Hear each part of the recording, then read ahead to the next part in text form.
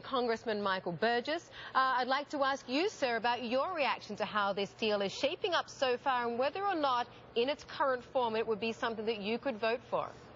It doesn't look so on its face, but like everyone else, I am still trying to get to the details. You know, interesting about Senator McCain's remarks, I was watching the president on television, and the market ticker that was going by simultaneously, right before the president spoke, it was up to almost, the Dow was up almost 60 points. As soon as the president started to speak in his very combative, vituperative tone, the market dropped to 20.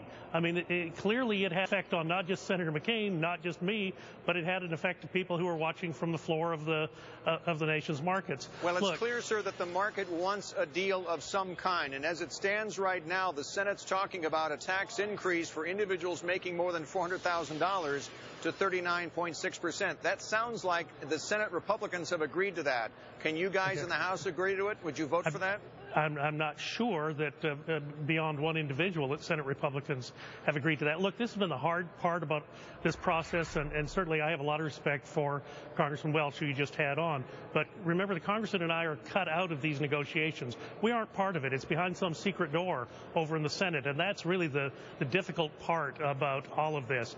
If there's going to be a tax increase, I want to see every dollar of that tax increase go to deficit reduction. I don't want to see it pay for new programs. I don't want to see it pay for the president's pet projects. I want it to go for deficit reduction. Well, but that's not what I'm hearing today. We asked Congressman Welch then, the sequestration delay. The Republicans would like to see a 30-day delay. Take it to the March deadline for the debt limit at that point. The Democrats want to go further out. What would you accept?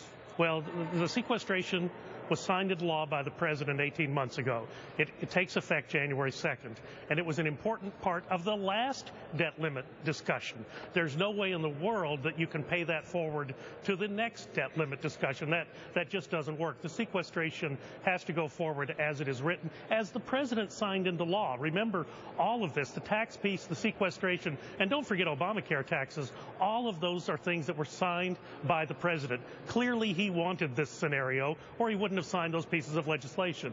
I would just like to push a little bit more on Bill's previous question about tax hikes, because if I'm not wrong, and do correct me if I'm wrong, you have said before that you would not vote for the elimination of a tax cut for those making over $450K. That is what is on the table right now.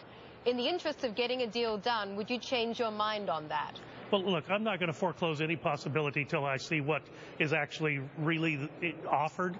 But let's be honest, from the face of it, it looks like raising taxes in order to spend more money and get us into a deeper hole that we've been in already. This president is going to be sworn in for his second term in a couple of weeks. You guys are going to cover that. The national debt at that point will be over $16 trillion. When the next president is sworn in, that national debt will be over $22 trillion. There's our problem, ladies and gentlemen. That is our problem. To all of you, thank you very much for joining us. Thank you very much.